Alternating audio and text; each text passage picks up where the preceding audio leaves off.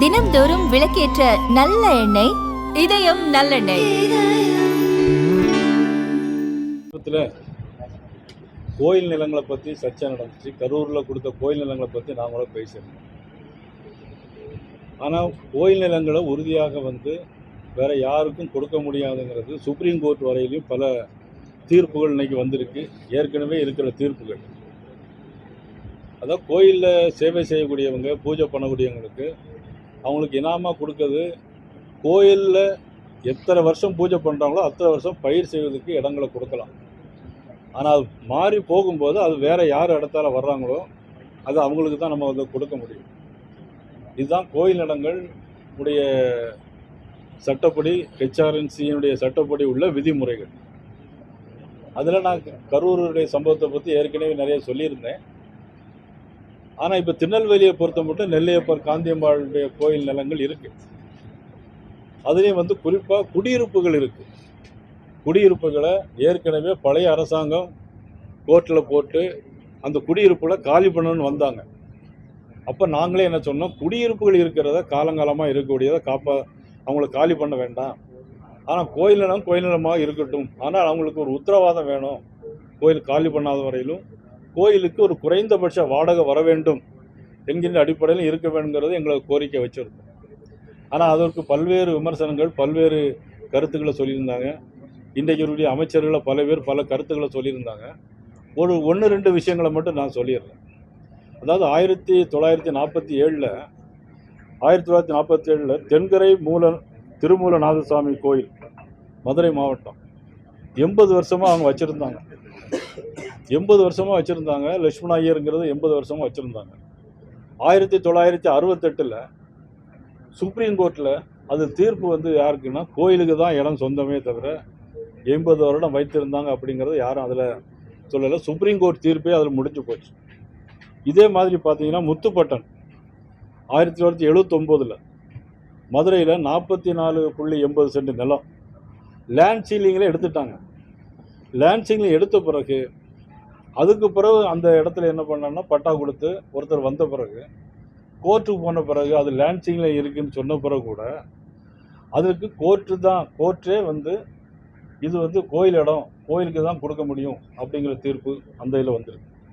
அது மாதிரி 21/4/2003 1 ஏக்கர் 83 சென்ட்டை என்ன பண்ணியிருக்காங்கன்னா அதை பட்டா போட்டு 44 பேர் கொடுத்துருக்குறாங்க. 44 பேர் கொடுத்து அது ஆர்டிஓ எஸ்ஆர் லட்சுமணப்பட்டுங்கிறது கேஸ் போட்டு திருப்பியும் கோயிலுக்கு தான் சொந்தம்னு வந்திருக்கு.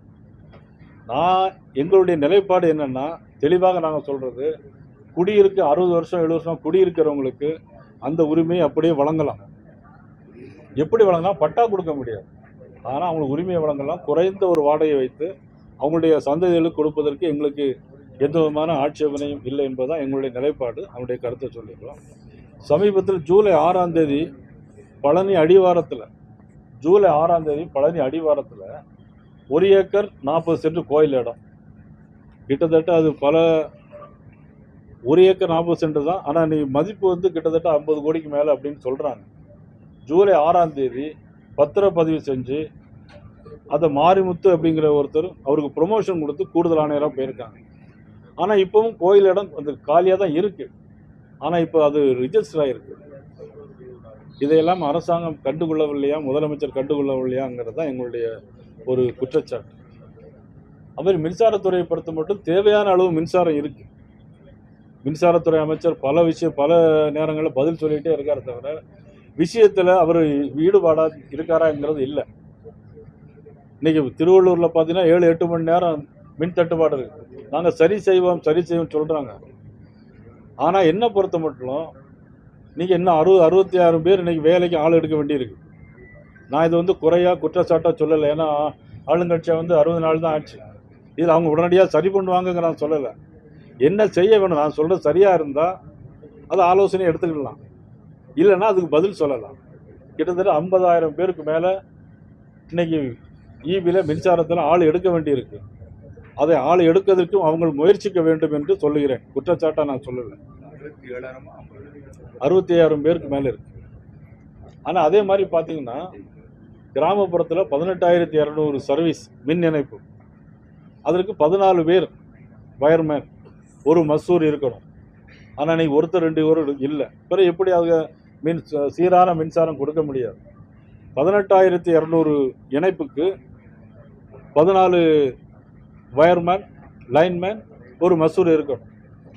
அதே மாதிரி கிராமப்புறத்தில் பார்த்தீங்கன்னா 100 டிரான்ஸ்ஃபார்மருக்கு 14 வயர் லைன்மேன், ஒரு மசூர் இருக்கணும்.